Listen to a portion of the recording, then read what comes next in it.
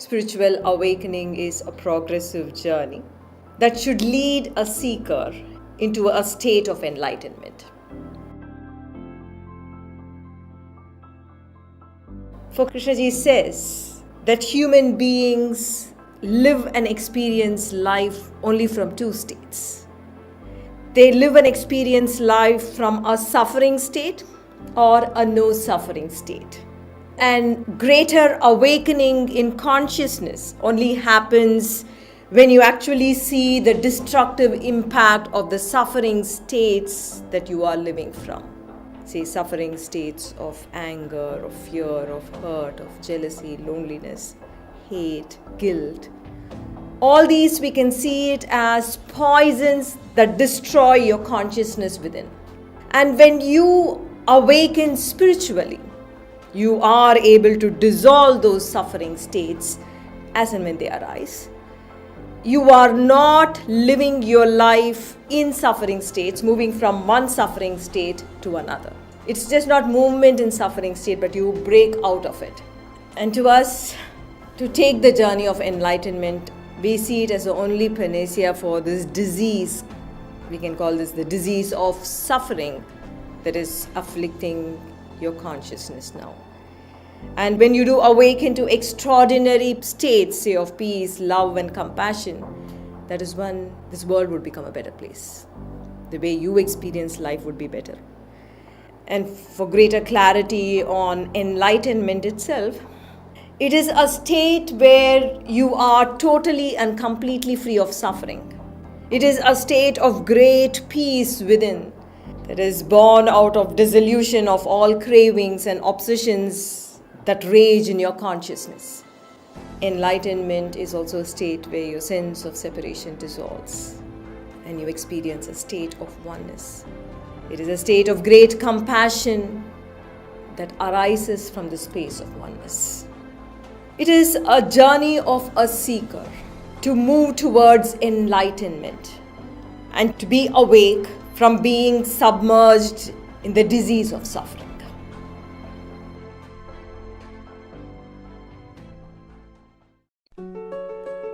Welcome to the Awakening Entrepreneur Podcast. This show is for entrepreneurs that have chosen to define their life beyond the material. They have followed their soul on a hero's journey towards the mystery of the spiritual. I'm your host, Garrett Ng. Each episode will be learning from awakened entrepreneurs and spiritual thought leaders. They have broken through the mold of being ordinary to extraordinary, challenging our paradigm, shining lights to the dark, giving hope when there is doubt. The moment of truth is upon us. It is time to transcend our world from fear to love. Are you ready? Let's go!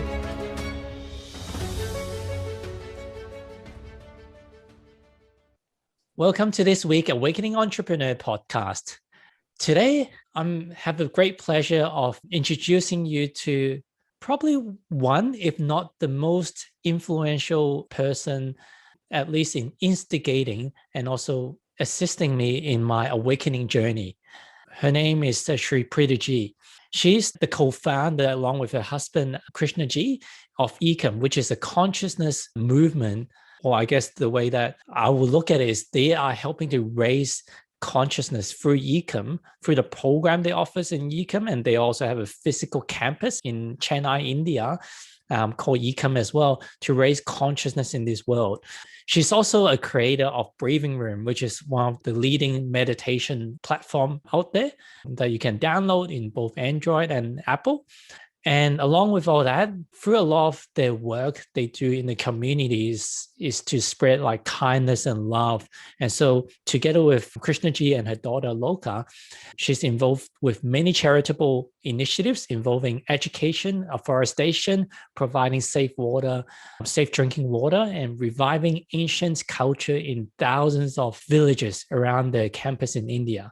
This is no small feat. Like, we've had the privilege of visiting some of the villages in India, and compared to the West, a lot of them are just the basic needs are not being met. And so good on them for like creating a lot of these initiatives as well. Preethaji is also regarded as one of the leading female philosophers of our time.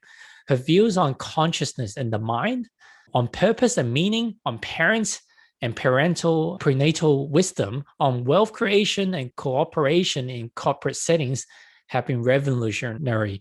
And today I actually want to delve a lot more on the spiritual side, the spiritual awakening and consciousness side. As we know that, especially in the West, a lot of these are very little information on it. So she has addressed academic institutions and forums from all over the world. Seekers from all over the world attend her events such as like Manifest and the 5 Awakenings, which are her flagship online processes, and the Yikam Enlightenment Festival, a 7-day spiritual experience in India. Today, we get to experience a small glimpse of the meditation we can experience.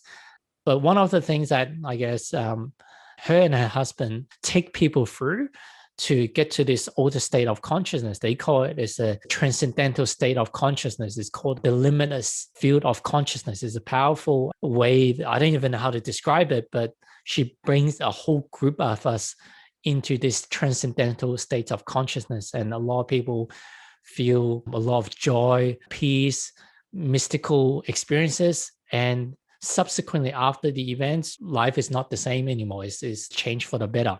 So without further ado, welcome, Preethaji. Namaste. So wonderful to be with you, Gary.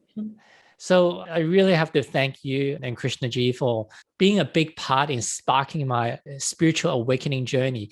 When I first started this, from my upbringing and even most of the schooling in the world, traditional schooling or personal development, I've never heard of the word like awakening or spiritual awakening.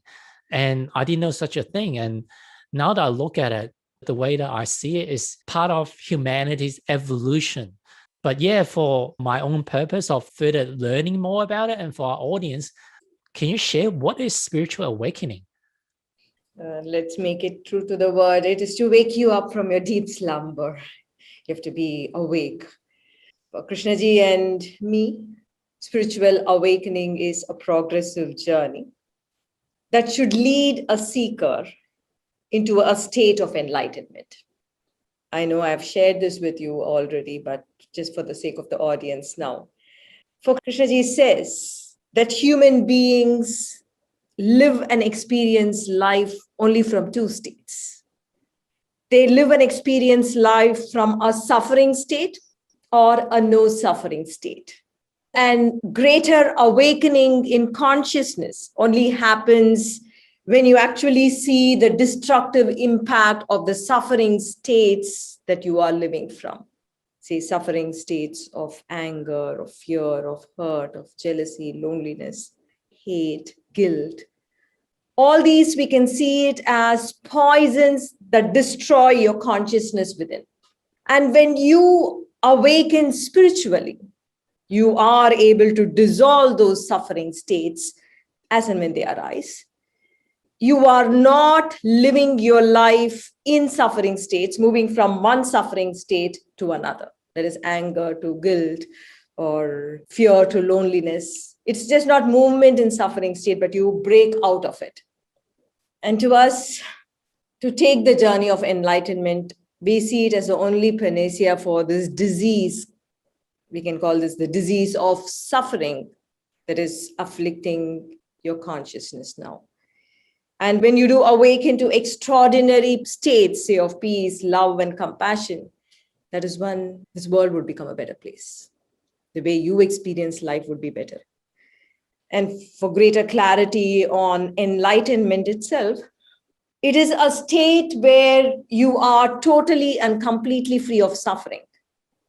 It is a state of great peace within that is born out of dissolution of all cravings and obsessions that rage in your consciousness. Enlightenment is also a state where your sense of separation dissolves and you experience a state of oneness with all that is. It is a state of great compassion that arises from the space of oneness. It is a journey of a seeker to move towards enlightenment and to be awake from being submerged in the disease of suffering. So it's kind of like waking up, being a passenger and thinking that we have no way of controlling our emotions and where we're going in life. And suddenly, hey, I actually have a steering wheel in front of me. I could actually drive it if I want. Yes, it is like for especially those people who are new to awakening and spirituality. I can say if you have to compare life before having this awakening or this movement into awakening in your consciousness and life after having experienced awakening, it is like having watched a television or having watched life in black and white. And suddenly you are seeing colors.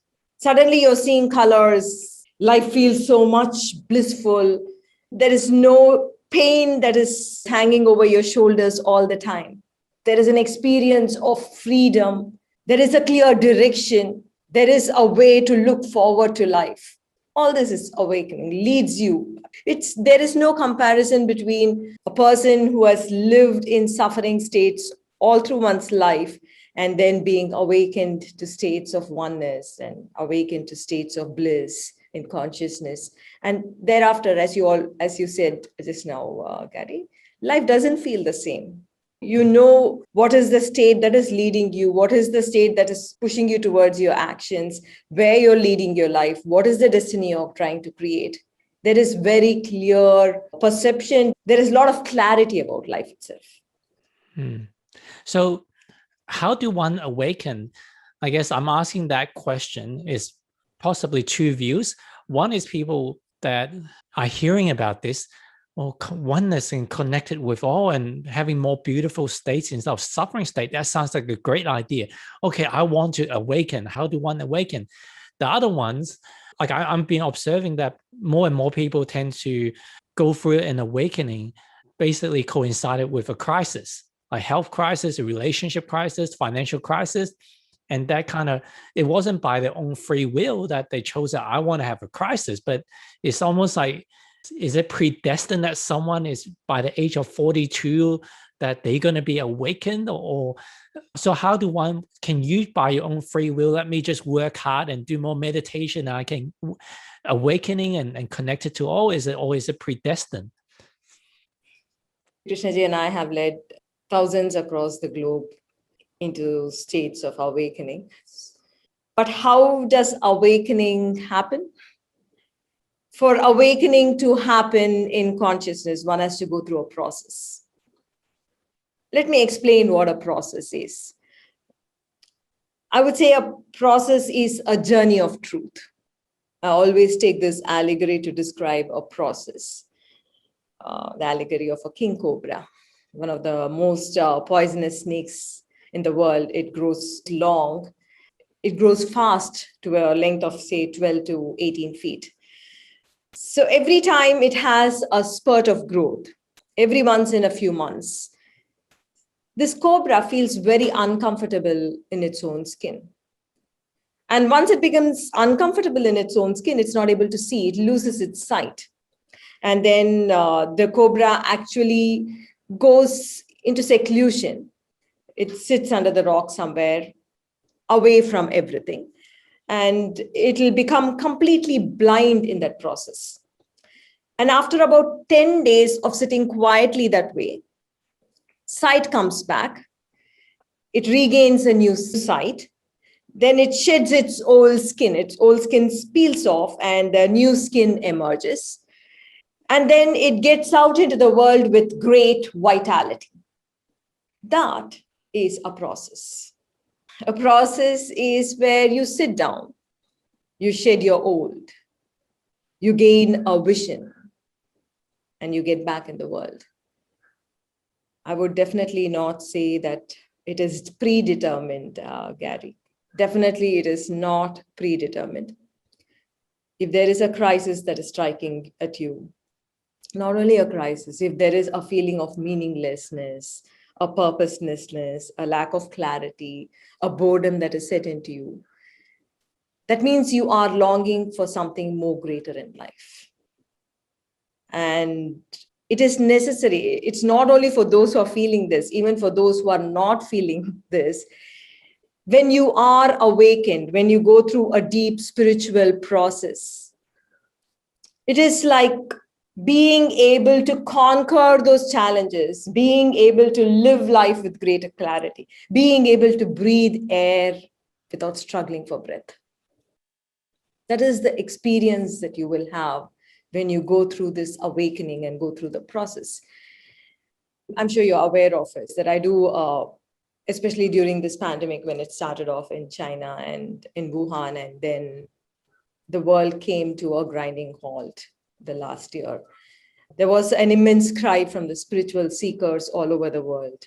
Not only the spiritual seekers, because it was something new that the world was not expecting. It is something, the world was not familiar with what was happening with the pandemic. And that is when we reached out to the people all over the world with a mystic process. It's called the Manifest, and it happens every month. It is continuing to happen, even as world is trying to regain its lost strength and vitality. We are still taking this Manifest. It's a mystic process that I lead. It is a 3.5-hour immersion in the depths of your consciousness. In the Manifest process, basically, I do not believe in solving problems just at the mind level or the thought level, or even doing some energy work. I believe that solutions or the solution has to happen at the deepest level of your consciousness. That is, you need to enter a greater realm of consciousness. And from that realm, you need to dissolve those blocks that is causing the problems.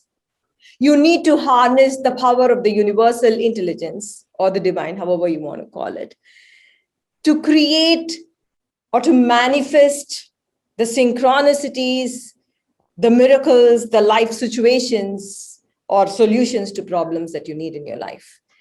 That is why thousands from around the world participate in the Mystic Manifest process month after month. And each of these manifests is for a particular dimension to awaken in your consciousness. Last month I led through Manifest Spiritual Courage. Before that, it was Manifest Family Harmony. And this month I would be leading to Manifest Divine Protection. It has been for health, it is for manifesting your soulmate, it is for courage, it is for intelligence, it is for career growth. And each of these manifests are like processes of flowering, like opening one petal after another petal, which illuminates your life. I believe that those of you who are listening, the audience, if you feel you need to start somewhere and you really don't know where to start your spiritual journey, I would say begin with Manifest a live mystical process that happens month after month. And you can join it from anywhere in the world. And it is like a deep process for 3.5 hours while you're sitting in the comfort of your home. I'm going to share the links on the show notes and description. So if you want to learn, you can follow the links and join the course. I guess on that note, you've also got a online program called 5 Awakenings. Are there different levels of awakening? Definitely, there are many different levels of awakening, Gary, but we can just put it in a framework for the audience to get an understanding of what are the levels of awakening. To me and Sri Krishnaji, spiritual awakening is a journey of enlightenment. And there are stages. Let me put 5 stages to you. The first stage of journey to enlightenment is to become conscious. And I would say most activists, whether they are social, political, or environmental, are trying to do this. They are actually trying to make you conscious. And when I say conscious, I'm talking about when you become conscious, you see how your behavior, how your actions are affecting the external. How your actions, how your behavior are, say, affecting your health, your career, your future generations, how it is affecting the environment. So that is the first stage on the journey to enlightenment. The second stage on the journey to enlightenment is to become aware. Here, you move your attention inward. At this stage, you begin to see that your destructive actions, your decisions are caused by your suffering states. And you begin your practice of awareness to dissolve those negative suffering states. And your authentic spiritual journey begins here. The third stage of your evolution towards enlightenment, the third stage is becoming transformed. In this stage, your heart begins to heal. In this stage, you experience the flowering of your heart. You become capable of deep feelings for another. You actually become capable of feeling what others are feeling. You actually have a birthing of love. The fourth stage on your journey to enlightenment is awakening. In this stage, you actually states beyond the mind. In this stage, you taste enlightened states. You glimpse them. Sometimes these states that you experience can stay for a few minutes, for a few hours, or even a few days. These are states you will be glimpsing. These are states that you will be experiencing as you immerse in the 5 awakenings, another journey that I lead people from around the globe. It is a 2.5-day journey, or it spreads over 5 days, depending upon which country you're joining on. For different time zones, we do. And it allows individuals to experience those profound states in consciousness. We can say glimpsing enlightened states. Even if the state fades, it would have a lasting impact on your consciousness. And these awakenings will actually set fire in your whole being. When I say set fire, I'm talking about sets fire in you becoming a seeker. You want to become enlightened. You are passionately in love with liberation and enlightenment, of which you have had a direct experience. And definitely, this is not yet another crazy becoming driven by the need to have more than someone else, or feeling more, or being more significant in the eyes, your own eyes or the eyes of someone else. This seeking that emerges from a direct experience is deep. It turns your attention inward into your consciousness. So that is the 4th stage, and that is what I lead people into. And every time I lead, I work on 5 distinct dimensions of awakening. So that's why it's called 5 awakenings. And the last one, the final stage in this journey of enlightenment, is enlightenment. And when I say enlightenment, it means a total cessation of suffering. Every root that can give birth to suffering is actually weeded out. You become free of your ego. You become free of your cravings, your karma, your mind, your ignorance, yourself itself. So many of the tendencies you feel flowing into you, maybe flowing into you from this life, maybe flowing into you from the vasanas of your earlier lifetimes. Vasana kshaya, that means weeding out of the vasanas, needs to happen in order to be enlightened. So much of purification of consciousness needs to happen, so that the seeds that cause suffering are eliminated, and then you experience an undivided oneness in consciousness. And these are the 5 stages that a seeker moves through. So from the 5th stage of awakening, which is enlightenment, can you still fall back down to other levels?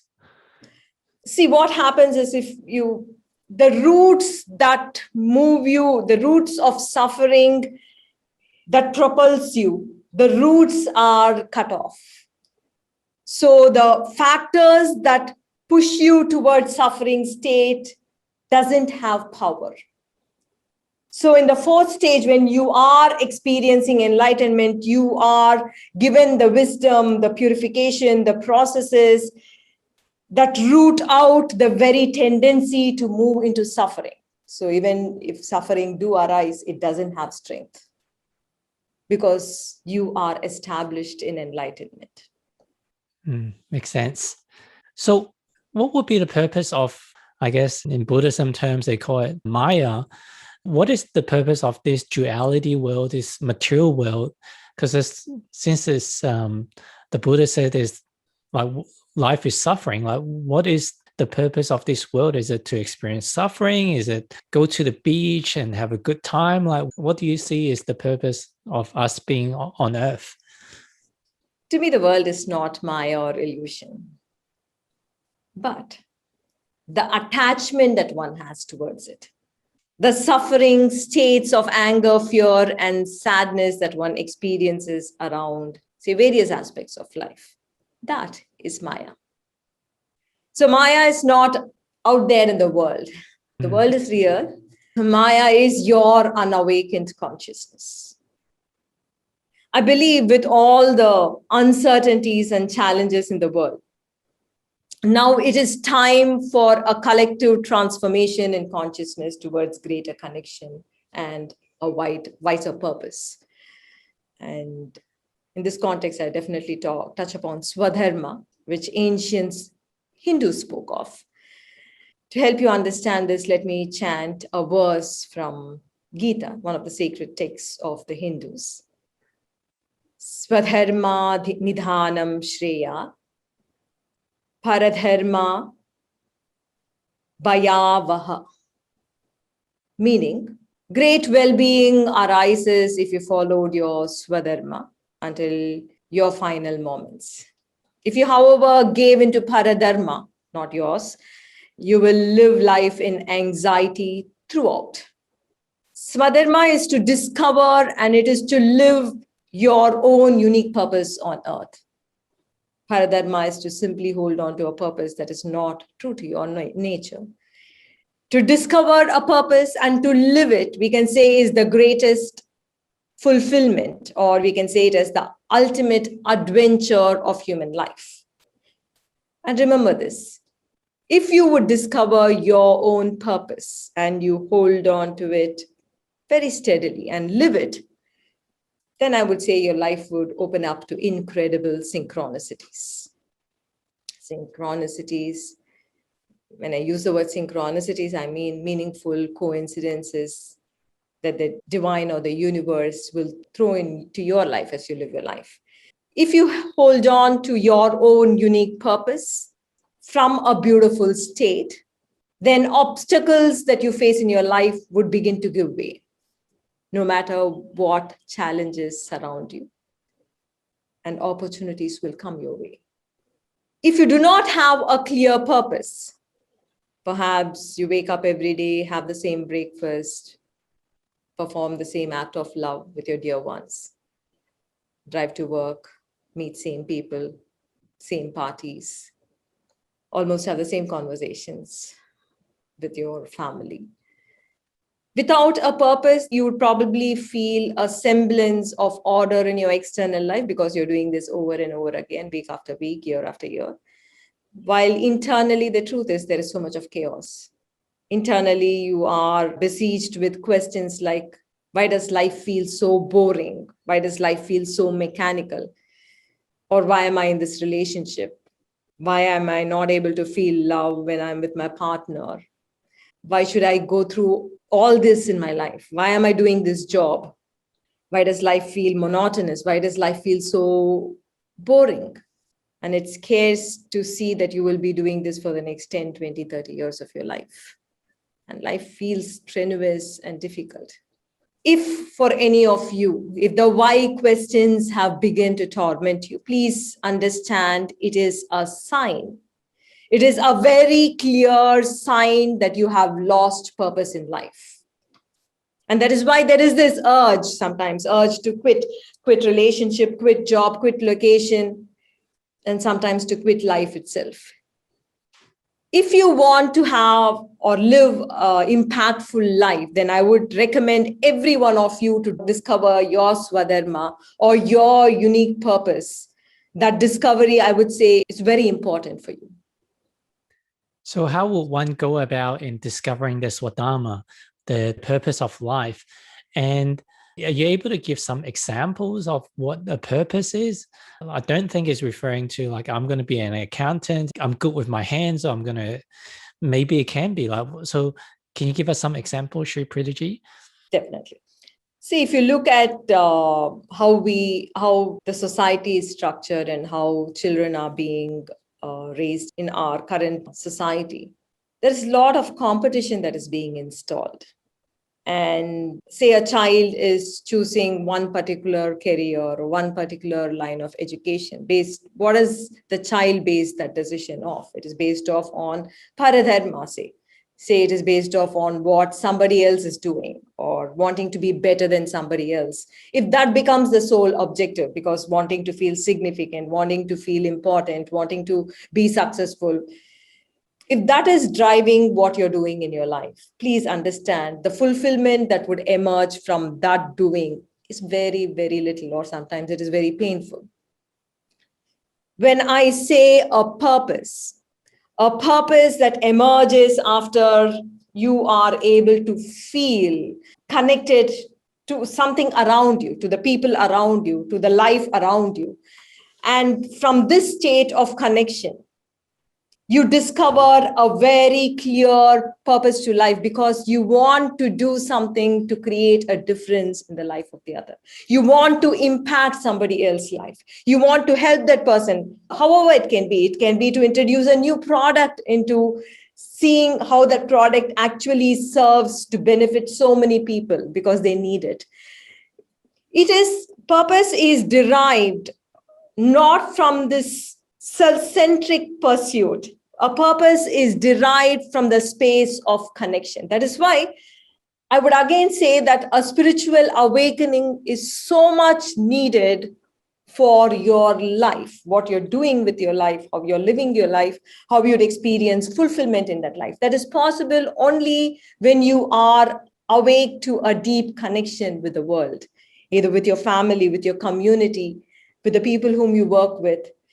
Once in that space of connection, from that space of connection, there would be a very clearly defined clarity of how or what you want to do with your life. And that, I would say, is your purpose. At the beginning level, of course, the greatest purpose is to be enlightened. But at least to start off and how you'll experience fulfillment in life is only by experiencing a greater connection in your heart. That is, awakening of your heart has to happen for you to experience deeper connection with the people. And from that experience of deep connection that you have, you discover what your purpose in life is. Everything else is just an input that arises from how you have been brought up or what schooling you had, what community you are in. It is just thrust upon you rather than being a discovery for you. That is, awakening of the heart, I would say, is a must for anyone who is experiencing those why questions. For anyone who is seeking to experience fulfillment in life, I would say awakening is an important step for you, because without that, you're lost. I guess a lot of the ancients, when you look at the process of awakening, is typically associated with the pineal gland or the third eye. And I guess I didn't even know the actual mechanics of how it works, but I know that you've got a process, a 3-minute process, that if we get into a suffering state of anxiety, stress, or anger, any of these negative states, within 3 minutes of practicing your meditation, it helps us get out. I call it like the get out of jail card, like type of process. But it's also focusing on the middle part of the brain, which you call it the mid prefrontal cortex. And so it's kind of like where the pineal gland is located around those regions. So is awakening associated with the pineal gland in some shape or form? The pineal gland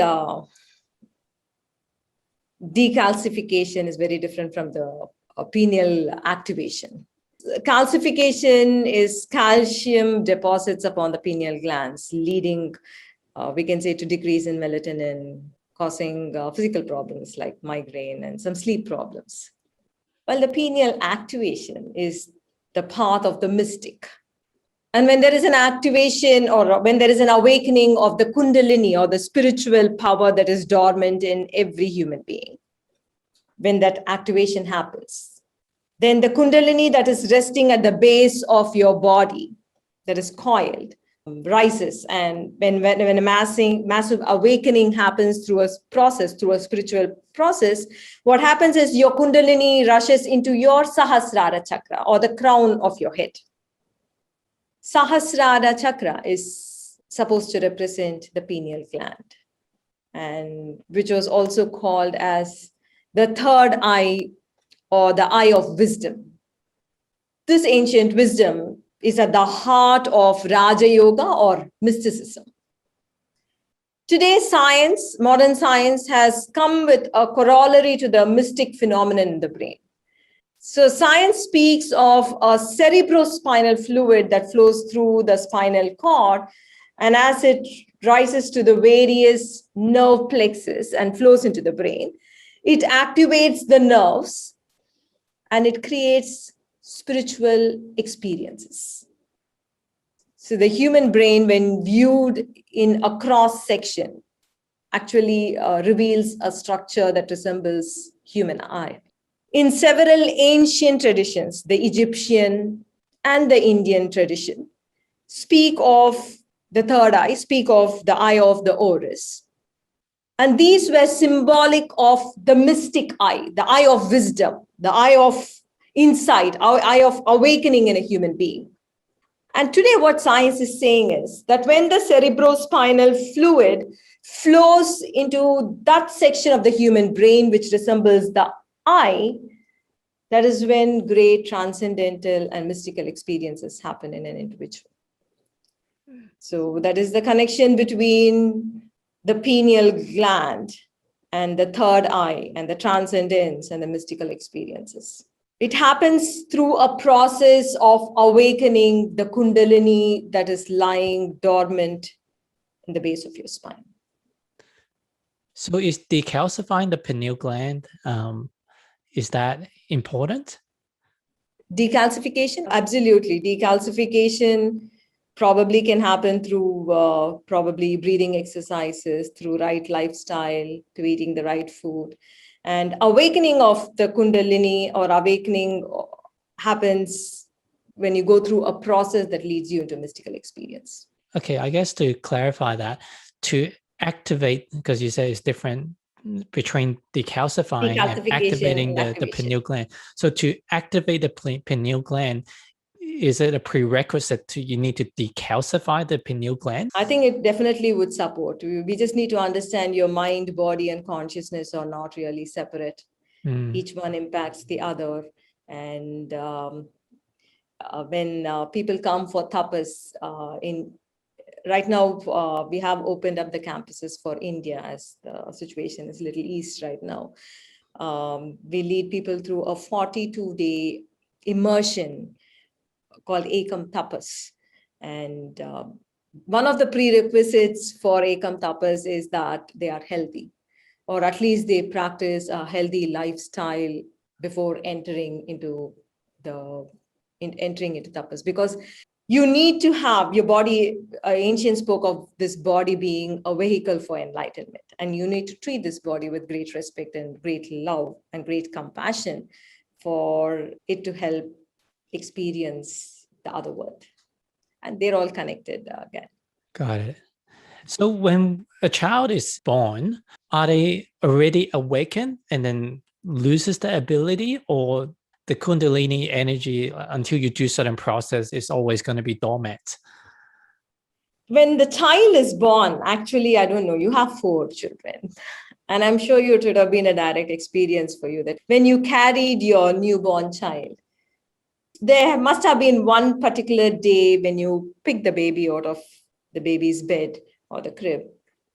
Today is different. I'm feeling the child differently. I don't know if you've had that experience, because I've had that experience when I picked Loka one fine day when she was around 1 year old, and I carried and I said, today the baby is different.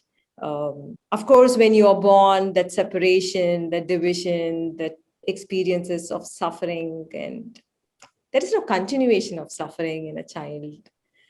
But over a period of time, suffering becomes a part. Moving into suffering states become a part. And especially if you don't have a culture that nurtures a beautiful state, you don't have a culture that glorifies living free of suffering, then it's okay for the child to feel sad. It is okay for the child to feel angry. It is okay for the child to feel guilty. You don't work on it because that has not been the focus of the society, right? You allow the child to live in that suffering state. And then slowly the child learns to immerse or continue when an external problem does surface, because life, there is no life without problems and challenges. But the child learns or moves into the habit of continuing it internally, moving into suffering states, wallowing in suffering states. And that becomes the way of life because everybody else around is living like that. Nobody has told the child that you don't need to spend more than what it requires, or you don't need to spend that extra minute in suffering. You need to walk out of suffering. You have to nurture a beautiful state. Nobody has given that input, and nobody has made it a way of life. And then the suffering state grows, wiring your brain, rewiring it again and again into those suffering states, and then that becomes a part of life. And in terms of Kundalini awakening, it can happen in the ancient times. How Kundalini used to awaken is they used to move into seclusion, just like how our king cobra does. Moves into seclusion, moving away from all the sensory inputs. It's called pratyahara, moving away from all the sensory inputs, moving into that silence and that stillness, or through prayer, or through fasting, or through being in the nature, being in the wilderness. Kundalini has awakened, and definitely transference of diksha and transference of power from the guru to the disciple helps awaken that sleeping dormant Kundalini that is coiled in the base of your spine.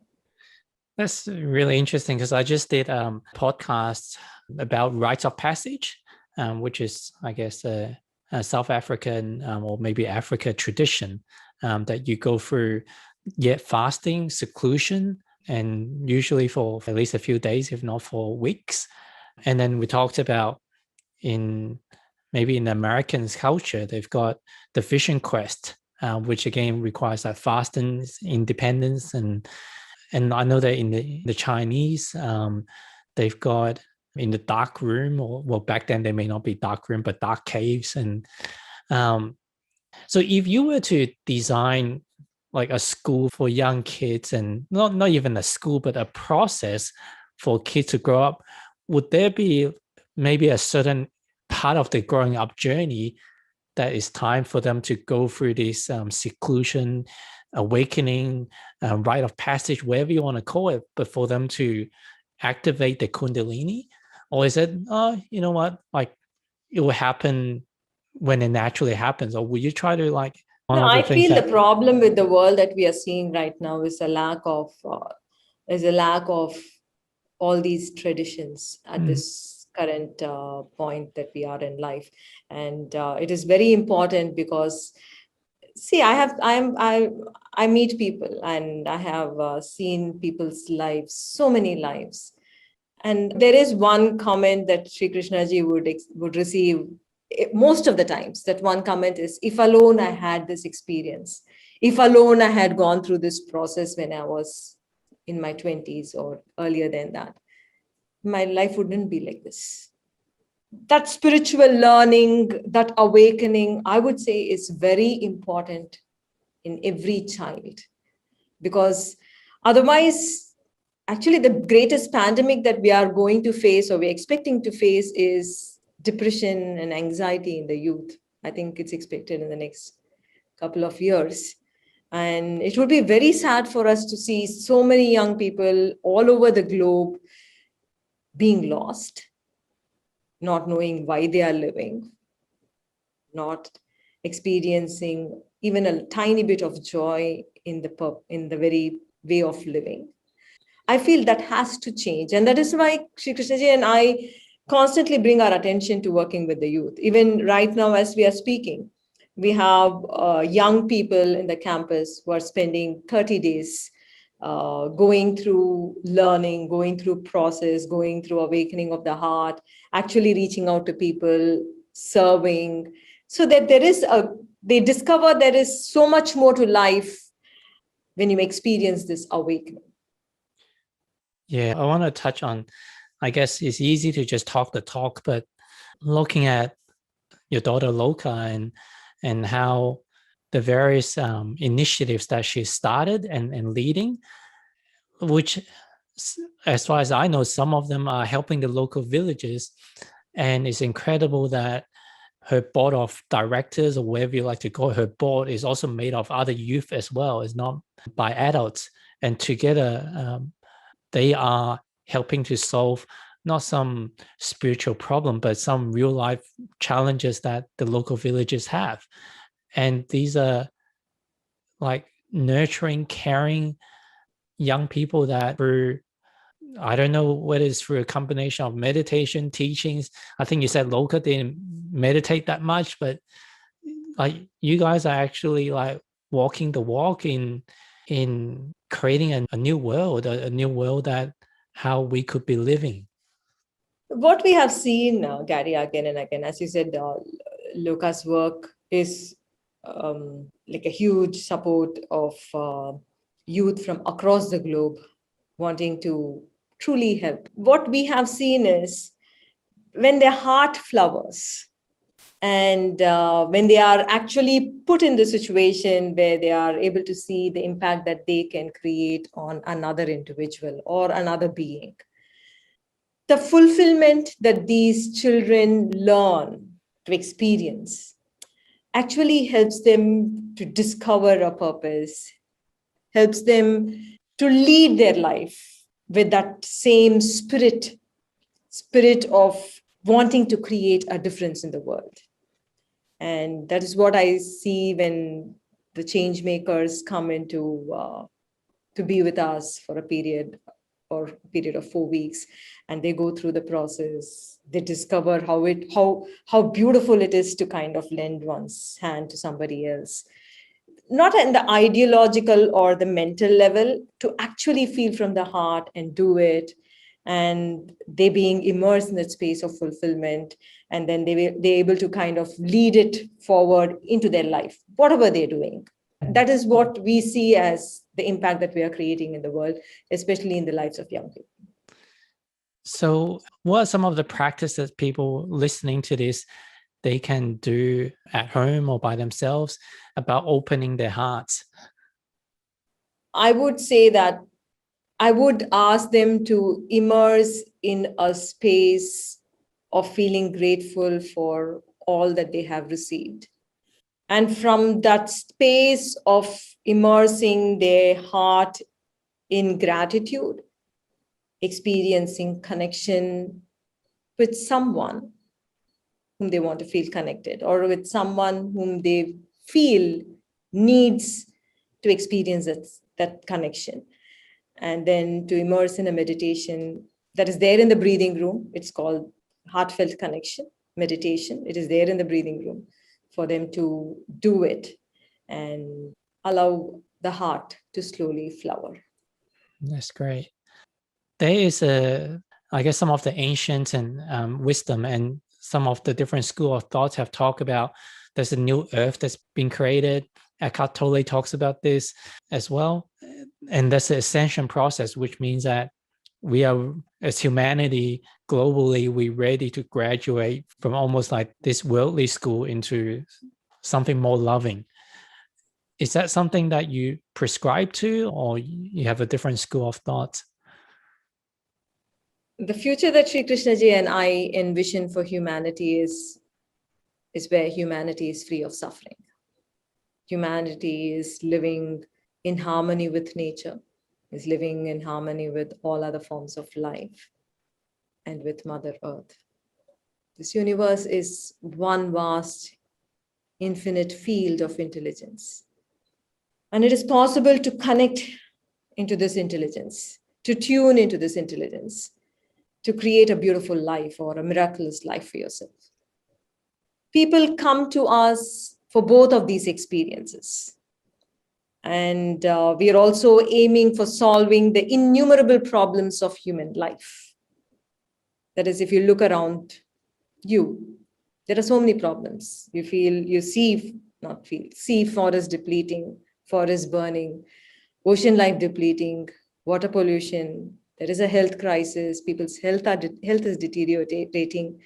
There is rise in depression. There is definitely a huge rise in economic uncertainty right now. We believe that a solution to all these problems has to begin with a massive awakening in consciousness. Otherwise, we will just repeat the old history again and again.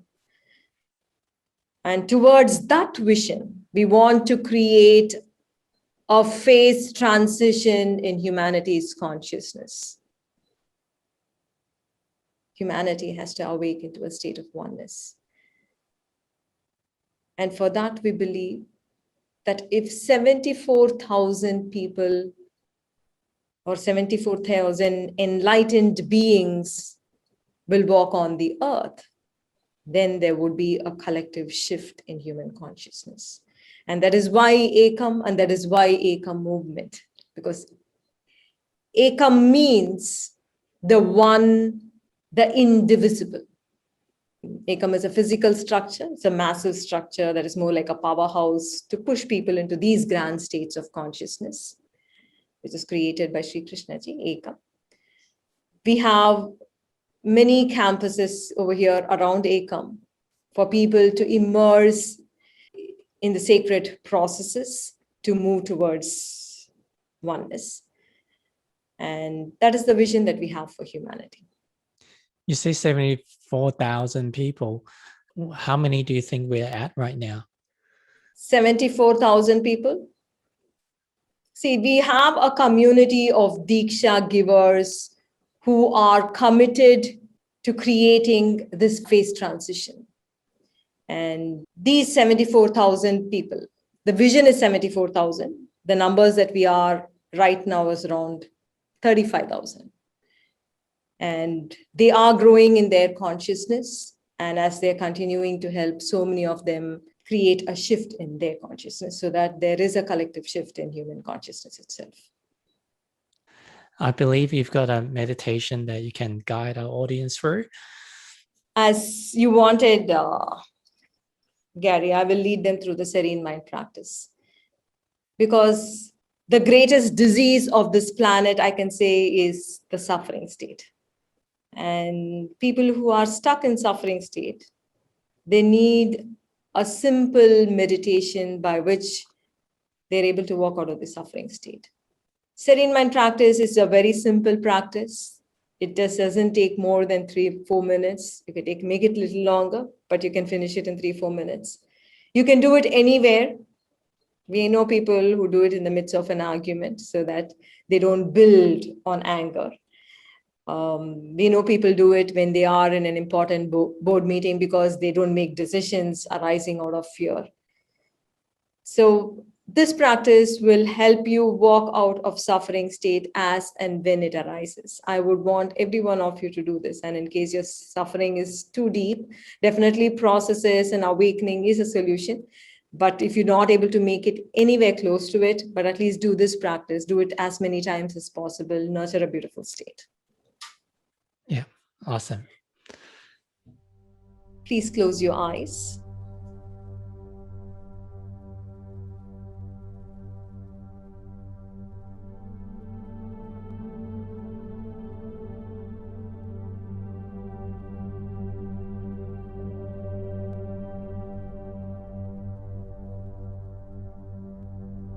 Bring your attention to your breath.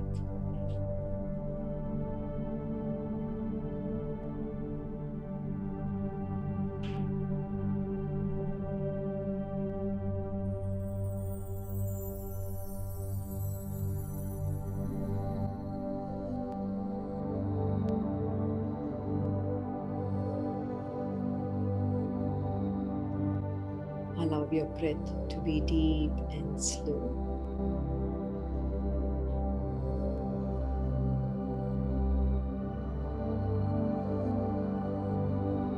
Become comfortable in the movement of your breath.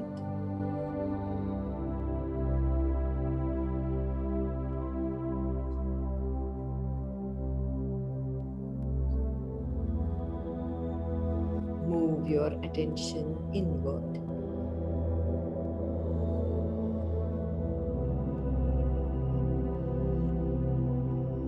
What is the emotion that is arising within you right now? Name the emotion.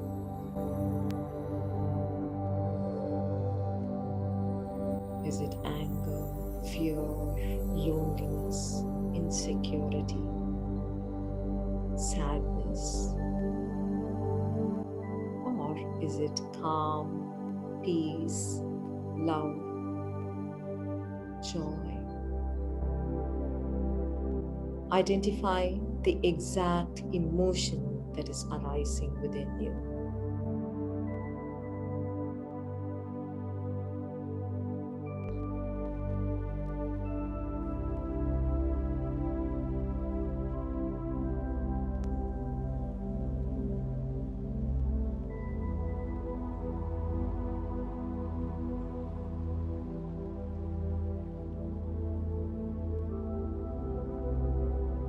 Do not try to change the emotion, just observe.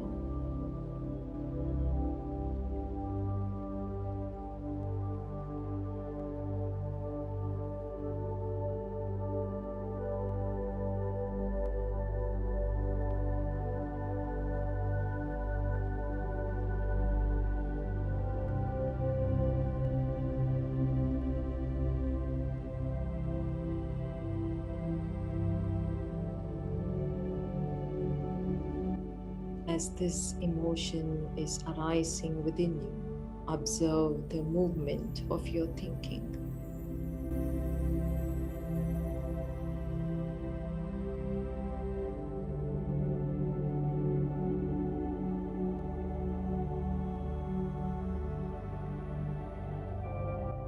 Are you obsessed with the past? Are you obsessed with the future? Or are you in the present moment?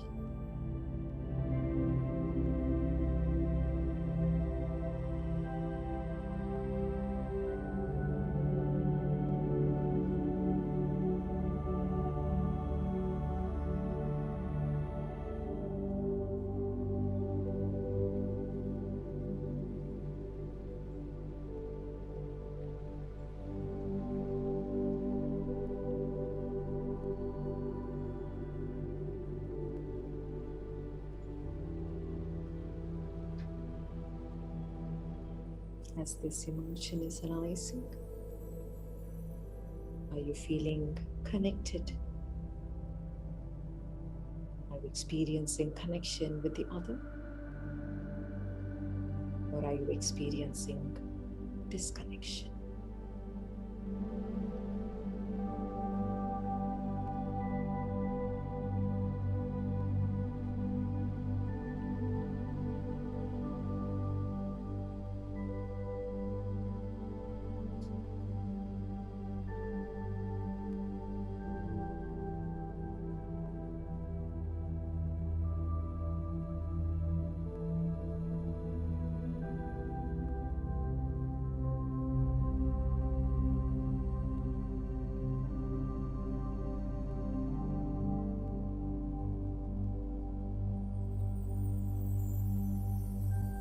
Now see a light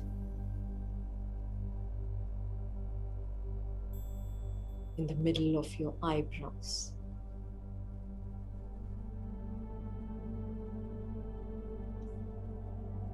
See this light move into the middle of your brain.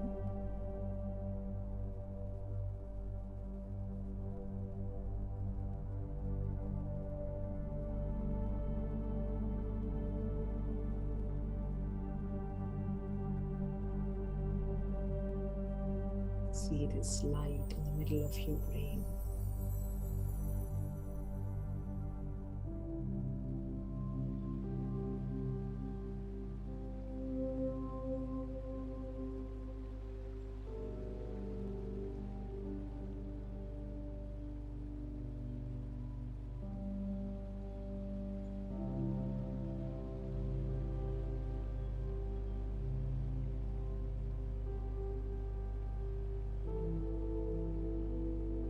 Take a deep breath.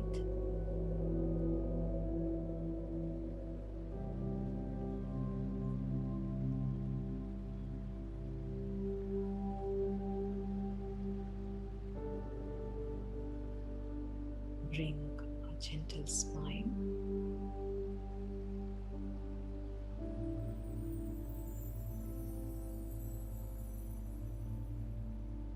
Slowly open your eyes.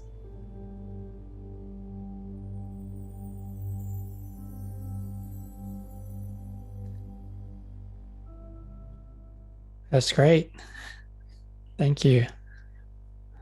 So wonderful being with you on this podcast, Gary. Congratulations on your vision to impact lives. Thank you for all the work that yourself, Krishnaji, and the team does. I'm truly grateful for it, for my own journey, but I know that what you guys share has profound impacts for humanity. So thank you. And for those of you that want to go through the manifest or the 5 awakening course, I'm going to share the details. Or if you want to go to the website, it's ekam.org, ORG. Go to check it out. Otherwise, on YouTube and different social media platform, they've got some cool content that comes out on a regular basis. Go experience it, as well as trying the meditation app called the Breathing Room in your app store. Thank you, Preethaji. That's been very enlightened. And I look forward to continue this awakening journey. Thank you, Gary. Thank you so much. Namaste. Namaste.